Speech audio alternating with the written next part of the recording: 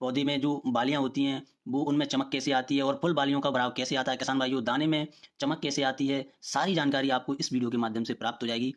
नमस्कार किसान भाइयों, हमारे इस चैनल किसान क्लिनिक सेंटर में आपका स्वागत है। किसान भाइयों, आज बात कर लेते हैं, जब हमारी गेहूँ की फसल 60 से 70 दिन की हो गई हो, तो किसान भाइयों होता क्या है कि जो किसान भाई स्टार्टिंग में गेहूँ की फसल पर जितना ध्यान देते हैं, उतना ध्यान 60 से 70 दिन की फसल होने के बाद नहीं देते हैं किसान भाइयों। इससे क्या होता है कि उनका जो फसल की जो उत्पादन क्षमता है, वो कम हो जाती है किसान भाइयों। और किसान भाइयों, अगर आप 60 से 70 दिन की फसल हो जाती है, उस टाइम पर भी आप लगातार अपनी फसल पर फ़ोकस बनाए रखोगे, तो आपकी फसल में काफ़ी ज़्यादा अच्छा उत्पादन होगा किसान भाइयों।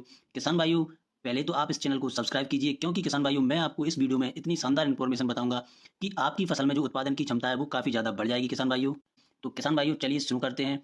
किसान भाइयों, जैसे ही 60 से 70 दिन की फसल अपनी हो जाती है, तो उस टाइम पर इसमें 3 पोषक तत्वों की काफ़ी ज़्यादा आवश्यकता होती है, फास्फोरस, पोटाश और बोरोन किसान भाइयों।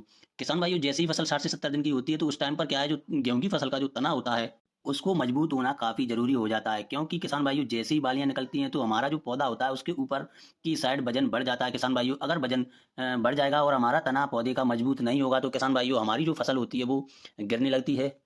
तो किसान भाइयों, अब बात आती है कि आपको फास्फोरस कहाँ से किस प्रकार अपनी फसल में डालना है। तो किसान भाइयों, जैसे 60 से 70 दिन की फसल हो जाती है, तो उस टाइम पर किसान भाइयों आप डीएपी का यूज़ नहीं कर सकते, क्योंकि डीएपी को किसान भाइयों खेत में गलने में लगभग बहुत टाइम लग जाता है किसान भाइयों। तो इस टाइम पर किसान भाइयों आप अपने खेत में स्प्रे कराना आपके लिए बहुत ही उचित होगा। उसी से आप फास्फोरस की जो मात्रा है, वो खेत में दे सकते हो किसान भाइयों। या तो 1261 आता है किसान भाइयों, उसका स्प्रे करें, या फिर 05234 आता है किसान भाइयों, आप उसका स्प्रे कर सकते हो, क्योंकि 52% फास्फोरस उसके अंदर मौजूद रहता है किसान भाइयों।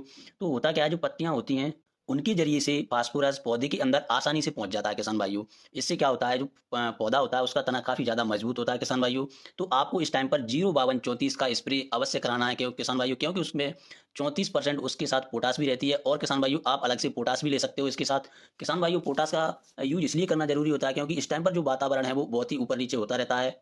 तो पोटाश क्या करती है, हमारी जो फसल होती है, उसको वातावरण से लड़ने में काफ़ी ज़्यादा मदद करती है। और किसान भाइयों, इससे क्या होता है, पोटाश का जैसे ही आप स्प्रे स्प्रे करोगे, तो जो फसल में मिट्टी होती है किसान भाई, उसके अंदर बहुत सारे पोषक तत्व होते हैं। तो किसान भाई, पौधे को वो सारे पोषक तत्व पोटाश लेने में मदद करता है। इससे पौधे में काफ़ी ज़्यादा मजबूती आ जाती है, और जो बालियाँ निकलती हैं, वो काफ़ी चमकदार निकलती हैं किसान भाइयों।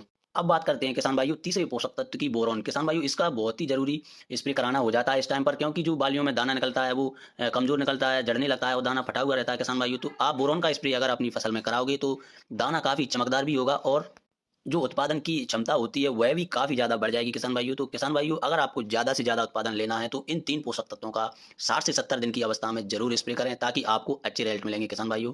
अगर जानकारी अच्छी लगी हो, तो हमारे चैनल को ज़रूर सब्सक्राइब करें, ताकि आपको ऐसी ही इन्फॉर्मेटिव वीडियो मिलती रहेंगी। धन्यवाद।